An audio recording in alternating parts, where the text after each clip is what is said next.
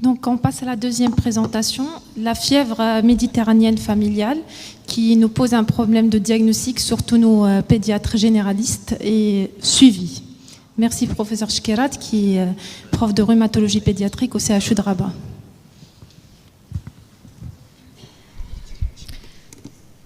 Bonjour. Je tiens tout d'abord à remercier l'amicale des pédiatres de Tanger pour l'invitation et aussi pour le choix des thèmes qui sont fort intéressants. Alors sans tarder, je vais commencer. Alors je vais commencer par un cas clinique qui concerne un petit garçon né en juillet 2010, il a 12 ans, admis dans notre formation pour fièvre récurrente. Ça a débuté à l'âge de 4 ans par des douleurs abdominales récidivantes associées à des douleurs thoraciques, des douleurs articulaires avec des pics fébriles durant 6 à 24 heures et qui se répétaient au début tous les 2 mois. Dans ses antécédents, on ne retrouvait pas vraiment grand-chose. Il y avait une notion de comptage tuberculeux, point d'interrogation, chez le père qui faisait une toux chronique mais qui n'a pas été vraiment bien documentée.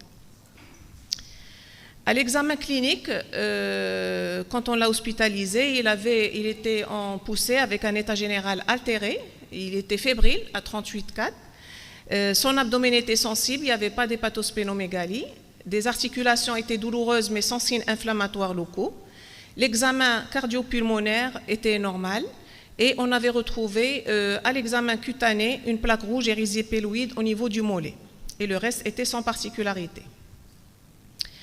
Alors, les diagnostics possibles devant cette présentation, donc quand on l'a reçu, bien sûr, la première fois, on avait donc la fièvre, l'altération de l'état général, on avait évoqué bien sûr tout ce qui est infectieux, viral, bactérien, parasitaire, aussi une hémopathie maligne vraiment tirée par les cheveux parce que c'est une histoire assez chronique qui remontait depuis en fait le très jeune âge. Ou alors une maladie inflammatoire chronique. Alors nous avons fait tout un bilan et nous avons retrouvé un gros syndrome inflammatoire biologique, une CRP à 100, une VS à 95, une hyperleucocytose à prédominance de PNN, une thrombocytose. Le frottis sanguin était normal, le bilan infectieux complet était négatif. Y compris la PCR de la tuberculose et ainsi que les sérologies des hépatites HIV et leishmaniose. Nous avons complété par un bilan radiologique, radiothorax normal, échocardiographie normale. L'échographie abdominale avait révélé un boudin d'invagination grélogrélique avec quelques adénopathies mésentériques, ceci ayant rapidement disparu le lendemain dans le contrôle échographique. Et vu les adénopathies profondes, nous avons complété par une célioscopie avec biopsie qui a révélé juste une adénite non spécifique et sans signe de malignité. Donc, à cette étape, après avoir écarté tout ce qui est infectieux, tout ce qui est tumoral, nous avons bien sûr évoqué le diagnostic de la fièvre méditerranéenne familiale et qui était retenu déjà selon les critères diagnostiques de Yeltsin-Kaya, et qui a été confirmé par la découverte de la mutation M694V, M694I à l'état hétérozygote composite.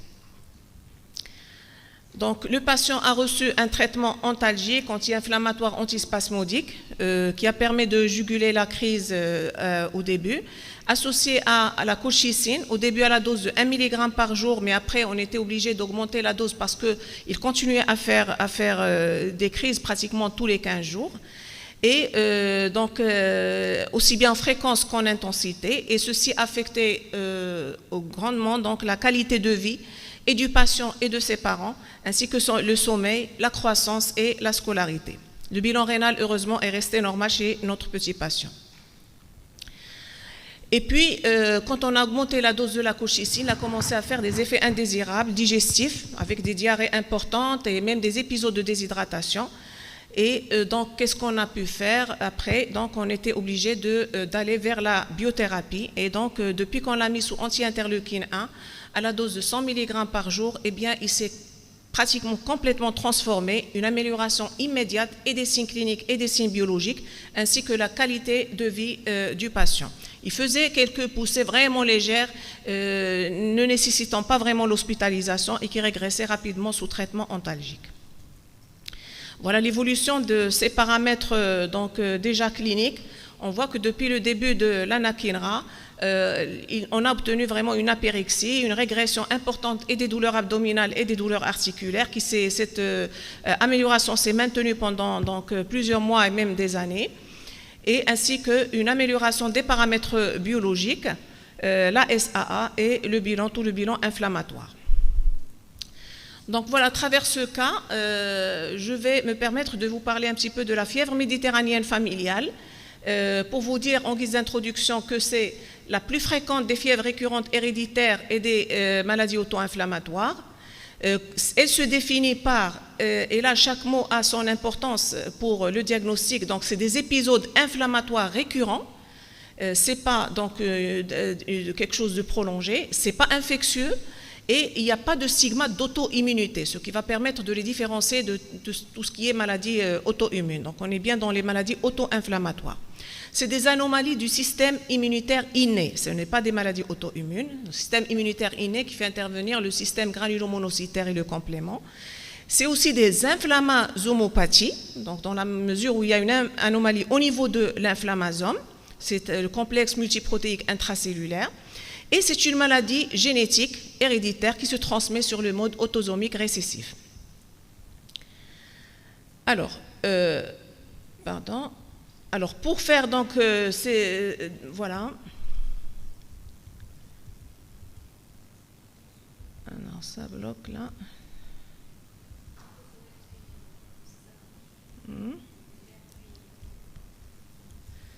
Ça revient vers la définition. Voilà. Alors, sur le plan génétique, comme on a dit, c'est une maladie héréditaire et donc le gène en cause, c'est le gène MEFV. Ce gène MEFV qui a été isolé en 92 et qui a été cloné en 97. Il appartient à la famille des gènes régulateurs de l'inflammation et qui code pour une protéine qu'on appelle la marinostrine-pyrine qui dans la FMF devient une protéine mutée, la pyrine mutée. Juste un petit mot de mécanismes éthiopathogéniques qui me paraissent indispensables et qui sont importants à connaître car en fait ils nous donnent un avant-goût pour ce qui est important pour la thérapeutique, surtout dans les formes résistantes de la FMF à la colchicine. En fait, tout passe par la marinostrine-pyrine qui est donc mutée grâce à des agents, donc on appelle les PAMPs, les polymérases antigènes moléculaires patterns. Et donc, la marinostrine-pyrine, via son domaine, pyrine devient une pyrine mutée.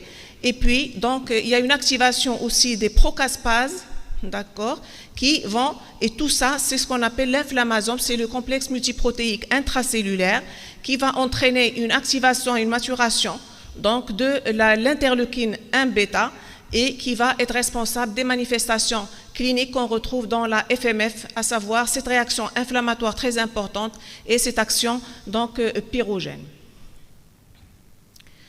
Alors ça, c'est une diapositive que j'ai empruntée de notre ami et collègue, monsieur le professeur Sfiani, pour vous parler un petit peu de la fréquence de la FMF dans notre contexte marocain. La prévalence serait de 1 sur 2500, il y a 12 000 cas au Maroc.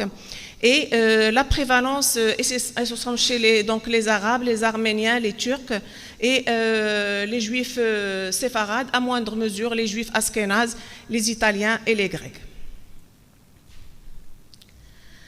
Alors, sur le plan clinique, quand suspecter une fièvre méditerranéenne familiale? Généralement, il s'agit d'enfants âgés de moins de 10 ans et qui vont faire des accès paroxystiques typiques faits de fièvre et d'atteinte décéreuse. C'est une fièvre donc, qui est paroxystique, ce n'est pas une fièvre prolongée, et ces accès sont séparés par des intervalles libres asymptomatiques. Ces crises se répètent de façon stéréotypée, au moins 3 voire 6 épisodes selon les cas, et il y a obligatoirement un syndrome inflammatoire biologique au moment des accès cliniques. C'est des poussées qui sont variables selon les cas, et on peut avoir des poussées soit une fois par semaine dans les formes sévères, voire tous les 2 à 3 mois. et c'est des poussées qui durent généralement moins de 72 heures. C'est très important de connaître donc ces caractéristiques de la poussée dans la fièvre méditerranéenne familiale pour ne pas tomber dans les pièges diagnostiques et errer donc dans les diagnostics différentiels. L'atteinte articulaire se voit dans 50 à 75% des cas selon les séries et souvent c'est la manifestation clinique inaugurale avec la fièvre. Il peut s'agir soit d'arthralgie, soit d'arthrite, touchant souvent les grosses articulations et qui régressent spontanément en quelques jours. Il n'est pas obligatoire de faire une radiographie systématique, surtout quand on connaît déjà le patient ou une histologie, mais au moment du diagnostic la première fois, souvent quand il s'agit d'une monoarthrite, on est avec la fièvre, bien sûr, toute monoarthrite fébrile égale arthrite septique jusqu'à preuve du contraire. Quand on fait l'histologie, c'est un liquide inflammatoire apolynucléaire neutrophile et la culture est négative. Et sur le plan radiologique, ce qu'on va trouver, c'est un œdème des parties molles, parfois une ostéoporose transitoire. L'atteinte déséreuse, il y a l'atteinte abdominale qui se voit dans 95% des poussées. C'est des douleurs abdominales et croyez-moi, parfois c'est des douleurs abdominales sévères qui peuvent simuler un abdomen chirurgical. D'ailleurs, le patient que je vous ai présenté à maintes reprises, quand il est vu par des collègues, il est souvent transféré au chirurgien pour cure d'une appendicite ou cure d'autres urgences chirurgicales.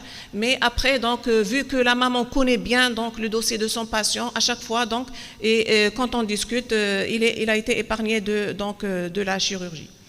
Donc il faut faire attention chez ces patients-là quand on connaît le diagnostic, mais au début, je sais que ce n'est pas toujours facile. Alors, c'est des douleurs abdominales, comme j'ai dit, qui simulent un abdomen chirurgical. Il précède la fièvre de quelques heures et peut perdurer 1 à 2 jours après disparition de la fièvre. Et bon, quand la chirurgie est faite, c'est un liquide inflammatoire aseptique. L'atteinte pleurale et péricardique, elle est beaucoup plus rare et elle peut durer un peu plus que 5 jours.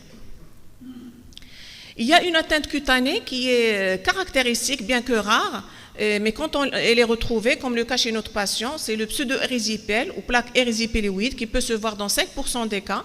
Elle est favorisée par l'orthostatisme et il disparaît aussi spontanément au bout de quelques jours. Il y a aussi l'orchite, cette bourse inflammatoire et douloureuse et qui est souvent unilatérale. L'atteinte musculaire va se traduire par des myalgies qui peuvent être associées à la fièvre et qui répondent très bien aux AINS, mais parfois c'est des véritables myalgies inflammatoires qui peuvent se voir dans 2,5% des FMF et qui posent le diagnostic différentiel avec les autres myosites. Mais là, au début, au moment du diagnostic, quand on fait le bilan musculaire, il est tout à fait normal, donc on n'est pas dans le cadre de la dermatomyosite juvénile. Un certain nombre de facteurs déclenchants ont été reconnus comme déclencheurs des accès, comme le stress, le manque de sommeil, le sport d'endurance. Et ça, croyez-moi, là, les parents nous apprennent des choses sur les facteurs déclenchants. Ils commencent à connaître bien les facteurs qui vont déclencher la crise chez leur enfant. Et il y a des facteurs déclenchants individuels, comme certaines, dans l'alimentation, le chocolat, le décalage horaire. Donc, il est important de connaître les facteurs déclenchants pour ne pas errer dans les diagnostics. Sur le plan biologique, au moment de l'accès, il y a un syndrome, obligatoirement, il y a un syndrome inflammatoire biologique. Tous les paramètres de l'inflammation sont augmentés. Et c'est un syndrome inflammatoire qui va disparaître et qui va s'améliorer spontanément en dehors des crises. Alors là aussi, c'est une diapo que j'ai empruntée de notre cher collègue, monsieur le professeur Sfiani, pour vous dire donc les mutations qu'on voit dans la FMF. Il y a plusieurs mutations en fait. Jusqu'à ce jour, il y a environ au Maroc plus qu'une centaine de mutations qui ont été découvertes dans la FMF, mais qui restent dominées par la M694V. Qui reste la mutation le plus souvent rencontrée donc, dans notre contexte marocain.